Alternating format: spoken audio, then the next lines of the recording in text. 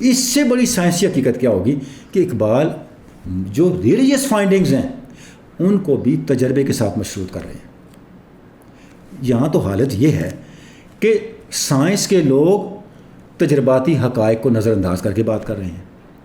یعنی آپ بغیر دلیل کی ڈسکشن شروع کر دیں اور کوئی آرگومنٹ ہی نہ لے کے آئیں, اس سے زیادہ غیر حقیقی اور غیر تجرباتی طرز عمل کیا ہوگا. دوسری طرف اقبال ہیں جو یہ کہہ رہے ہیں کہ علم کی دنیا چاہے اس کا تعلق سائنس سے ہو یا مذہب سے ہو, اس کو ٹھوس کنکریٹ ایکسپیرینس جو ایکسپیریمنٹ ہے, جو تجربہ ہے, اس سے آزاد نہیں کیا جا سکتا.